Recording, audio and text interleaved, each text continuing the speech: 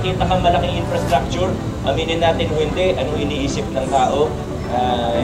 Minsan di maganda ang tingin sa gobyerno. Pero pag nag-ikot po tayo sa Pasig, hindi naman sa pagmamayabang o pagmamalaki pero pwede tayo maging proud. Ang tao nagtitiwala sa atin. Ang tanong, bakit? Ang tanong, bakit?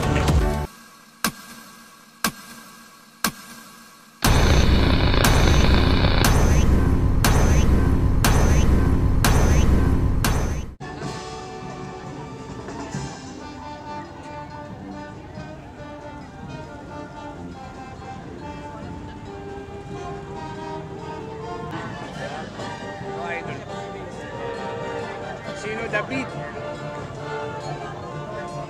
Ito na makita. Sino David po? Good morning.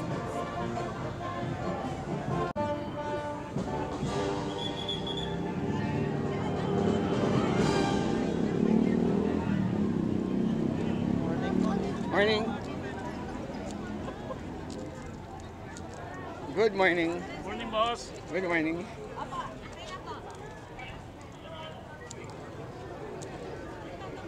Ngayon naman po, aking pong tinatawagan ang presensya ni Ginoong Joey Molina mula sa Market Administration Office upang magbigay ng maikling abiso sa nalalapit na anibersaryo ng Mutya ng Pasig Mega Market.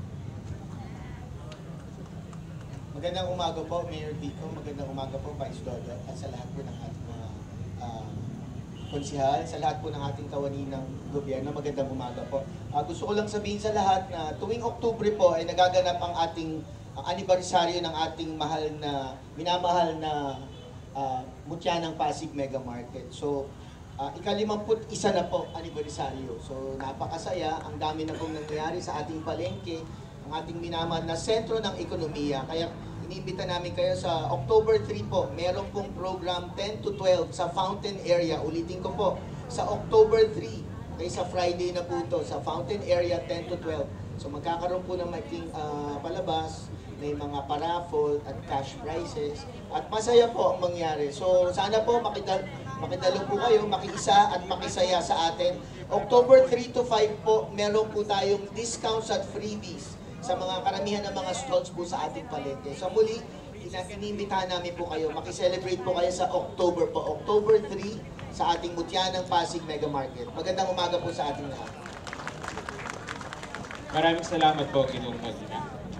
Ngayon po, tinatawag po natin si Ms. Carlene May Games, Project Development Officer 2 mula sa Letio.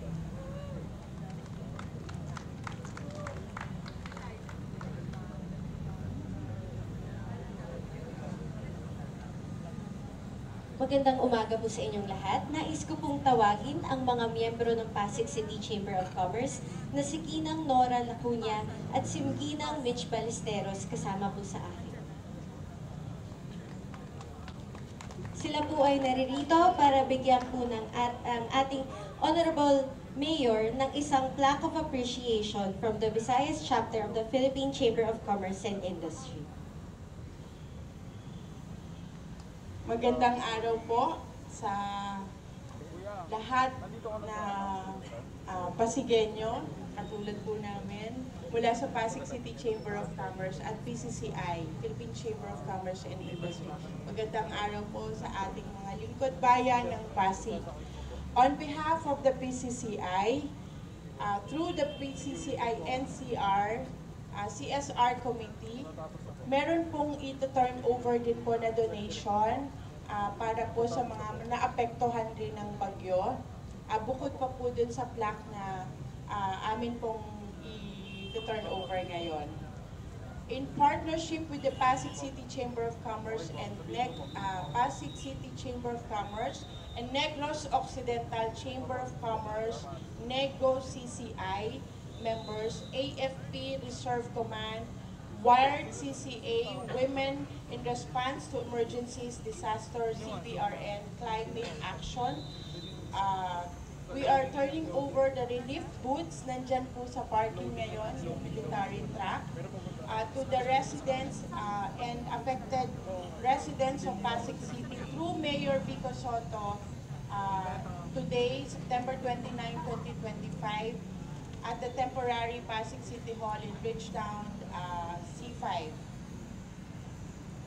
So, kagaya rin po nung kanyang pagiging resource person na na-represent po ni Attorney Diego Santiago in the Visayas Area Business Conference last, I think, July po. We are also acknowledging and giving a plaque of appreciation para po kay Mayor Vico Soto.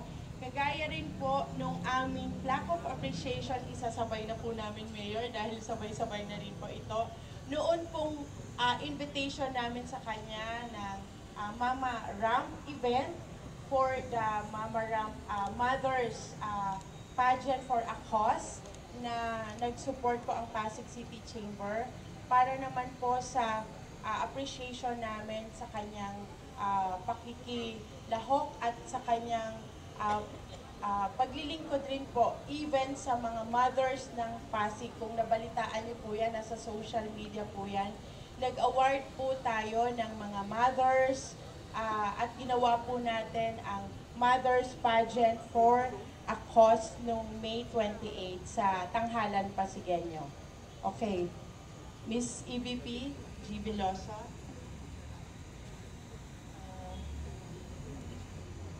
So the citation is given to the Honorable Mayor Victor Maria Regis Vico N. Soto with deep gratitude for the meaningful contribution as a resource speaker of the 34th Visayas Area Business Conference, which was held in Tacloban this year.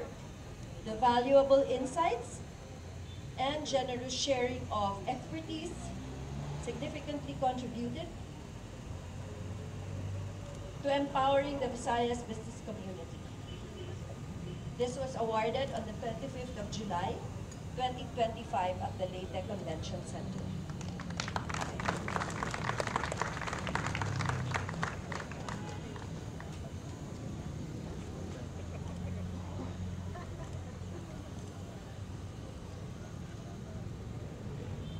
Sa pagkakataon po ito, pakinggan po natin ang mensahe ng ating punong lungsod ng Pasig. Mga kasama, palakpakan po natin, Mayor Vico Soto. Maraming salamat. Magandang umaga sa ating lahat. Kay Vice Mayor Dodot at sa ating konseho, sa ating mga kawani ng lokal na pamahalaan, sa ating mga bisita, lalong-lalo na sa ating mga kooperatiba. Nasaan po ang mga co-op natin? Sa lungsod ng Pasig, ang mga co-op masisigla. Sa lungsod ng Pasig, ang mga co-op ay hindi lang masigla, kundi mahuhusay ang mga co-op sa lungsod ng Pasig. At nakikita po natin na talagang susi rin ng mga kooperatiba sa tuloy-tuloy na pag-unlad ng iba't ibang sektor sa ating mahal na lungsod. Kaya sa puntong ito, gusto ko pasalamatan ng host natin, ang CDO, Co-op Development Office po ng ating LGU. Papasalamat po tayo sa lahat ng mga tumutulong sa atin mula sa CDA hanggang sa mga kawani natin hanggang sa ating Co-op Development Council o PCCDC. Tama, ano? Chairman Romy and Company, maraming salamat. Napaka-aktibo ngayon ng ating council at hindi lang basta aktibo, kundi napapansin natin na pati yung mga activities nagde-level up. Congratulations po at maraming salamat sa lahat ng inyong ginagawa. Nais ko rin pong i-congratulate ang ating mga kasama sa City Health Department at Pasig Nutrition Office, sa lahat ng mga kasama din sa ating City Nutrition Committee.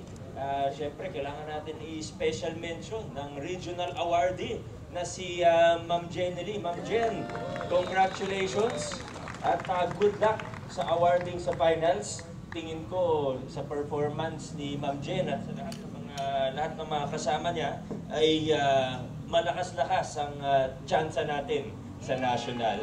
Kaya hindi ko naman na kayo babatiin, pero alam nyo na yun. Pero congratulations sa green banner natin at sa iba't ibang award. Ang dami yung plaque na hawak-hawak dyan. Congratulations po. Alam nyo naman na sa Pasig talagang siniseryoso natin ang nutrisyon. Dahil pag kulang ang nutrition sa murang edad, ay maapektuhan ng paglaki ng bata, hindi niya maabot ang kanyang buong potensyal. Kaya sa tulong ng ating City Council, sina Fonzie Boy, nakatutok po dito rin, kailangan talagang pagandahin pa natin. Huwag tayong kampante, huwag tayong makontento na may konting award tayo, kundi dapat taon-taon nagle-level up yung nutrition program natin sa lungsod ng Pasig. Muli po, congratulations sa inyo. Sino pa ba mga kailangan nating batiin? Huwag po natin kalimutan ng announcement kanina ng ating Mutya ng Pasig Mega Market. 52 years old na si Mega Market natin. At maraming salamat Sir Joey sa inyong announcement. Kailangan iksian ko na yung mensahe ko kasi papasok pa sa school si Sir Joey. Sir Joey, baka maliit ka. Ihahatid ka ng Kuya Troy mo sa school. Maraming salamat po ulit. May isa lang po akong babanggitin bago tayo mag-adjourn. Kahapon kami ni Consi Pao, sakto, chairperson si Consi Pao ng co-op natin. Pero walang kinalaman doon yung ikukwento ko. Kahapon po, nasa Barangay Ugong kami sa Purok 2 dahil pinresent po namin yung plano natin para sa isang multi-purpose with a new health center para sa Barangay Ugong. Para sa mga taga-Ugong, alam nyo medyo masikip na talaga yung health center natin at yung court sa Purok 2 ay medyo kailangan talagang gawin. Pero imbis na ipaayos lang yung court, gusto natin kung ano yung pangangailangan talaga ng Ugong mula sa office ng PWD, senior, yung basketball court mismo, pero yung pinaka-importante dyan, yung health center.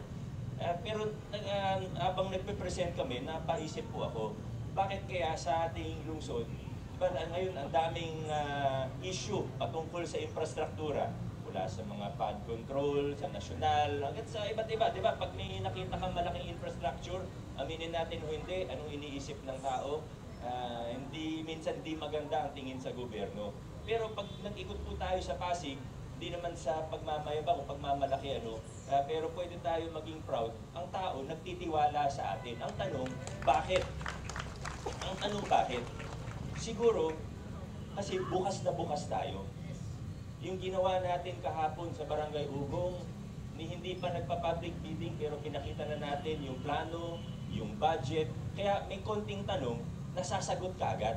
At hindi lang po sa basta masagot yung mga tanong, kung hindi, pakiramdam ng tao, alam niya kung ano yung nangyayari. Wala nang espasyo para pagdudahan yung pamahalaan kasi alam niya yung nangyayari. Alam nila yung plano, alam nila kung saan kukunin yung pondo, alam nila kung magkano yung project, alam nila yung specifications ng plano, kaya pag nag-start yung construction, kasama sila sa magbabantay. Katuwang natin ang tao para bantayan ang pamahalaan, para bantayan ang pondo natin. At kaya siguro mataas ang level. Hindi naman mawawala kailanman, hindi naman magiging 100% kailanman ng sinasabing tiwala. Siyempre, meron pa rin iba na gagawa ng kwento, gagawan ka ng chismis, ng intriga. Hindi nawawala sa buhay yan, hindi lang sa gobyerno, sa buhay ganyan talaga. Pero makikita natin, mataas ang level ng pagtitiwala ng tao dahil sa mga ginagawa natin na ganitong hakbang. Pati hanggang sa New City Hall natin, na malapit-lapit ng groundbreaking ng ating New City Hall. Kahit malaki yung project, alam ng tao na pupunta sa tama yung pondo nila. Kasi bukas na bukas tayo. Alam niyo yung New City Hall, bago mag-start yung construction, pati yung bill of quantities, i-release po natin. Alam ng mga engineer, hindi naman pangkaraniwang ginagawa yan sa pamahalaan natin. Pero tayo, extra mile, extra measures tayo para maging transparent, para alam ng tao na nagagamit sa tama ang pondo nila. At hindi lang yung pondo pinag-uusapan natin, kundi alam nila na tama yung pagpaplano, yung pagpoproseso, mula sa pagbabalangkas hanggang implementasyon ng programa. Kaya maraming salamat, siyempre una sa ating City Council, pero pati na rin sa ating mga kawani na sa totoo, hindi madali yung ginagawa natin. Kaya ako lang po siya binabanggit, ang totoong dahilan kung bakit siya binabanggit, dahil gusto kong pasalamatan ng lahat ng kasama natin. Mula sa Local Finance Committee, hanggang sa mga iba't ibang opisina nito, hanggang sa Engineering Department, City Health Department, ng mga kasama natin sa mga proyekto pang infrastruktura, gaya nung multi-purpose natin sa Purok 2, Dahil kung hindi po dahil sa inyo, hindi namin magagawa yung gantong estilo ng paggugoberno kung saan mas nagtitiwala ang tao sa ating pamahalaan. Maraming salamat. Sana tuloy-tuloy lang tayo kahit mahirap. Minsan, nakakaabala ng konti. Dahil mga engineer natin kahapon, pumasok sila Sunday ng umaga, di ba? Para mag-present, para entertain yung tanong ng mga tao. Maraming salamat sa inyo. At congratulations sa ating lahat. Yun lang po. Maraming salamat at adjourn na po tayo.